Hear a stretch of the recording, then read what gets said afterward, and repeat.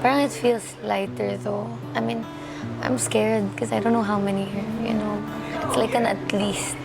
At least parang hindi na mabigat sa pakiramdam na unfair. Yeah.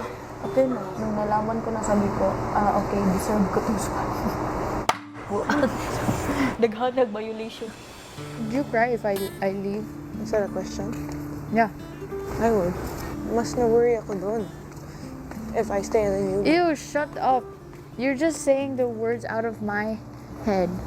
The only way to make it fair is if I make a difference. So if I were to be courageous and take up that spot, then maybe I would feel less guilty. I don't want you to leave, bro. If I'm staying, you have to stay as well. Ew, that makes me cry. Me too. Alam ko naman po yung nagawa kong mali. So, I just take the consequence, kuya. That's the right thing to do. Do I wanna tolerate an unfair world, kuya? No. Just stay here.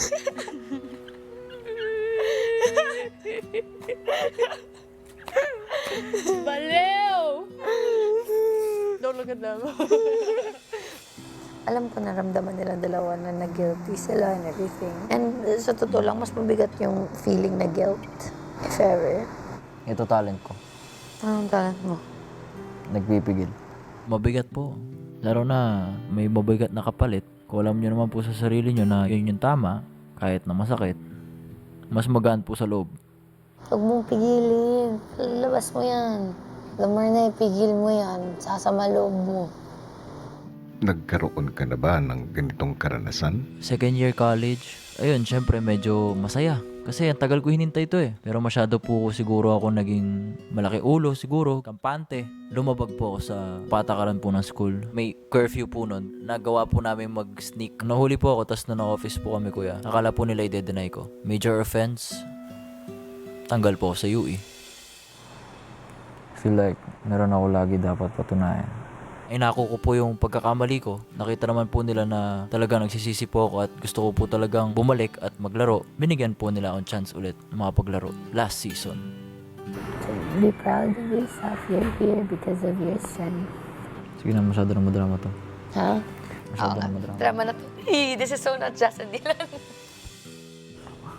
Alam ko sa ano sasabihin nila mama. Baka magsabi na yan na, ba't mo ba yung ginawa, chuchuchu? Pero okay lang yan. At least, ginawa mo naman yung tama na inaisip mo. Yun, di ba sabi ko pa rin sa'yo, it was so brave yung ginawa mo. Pero, this is also a learning curve. Bakit pag nakalabas ka, may nakagawa ng kasalanan, aangkinin mo? Ba't hindi? Okay. Ang mabigat na pagdidisiplinang ipinataw sa inyo, ito ay hindi para pahirapan kayo. Ito ay para magsilbing aral na ang bawat pagkakamali ay mayroong kaakibat na kapalit. Sa loob man ng aking bahay o maging sa labas, ginawa ang mga batas upang intindihin at sundin at higit sa lahat, respetuhin. Naway matuto kayo at hindi na umulit sa inyong mga pagkakamali. Yes. Thank you, kuya. Abangan bukas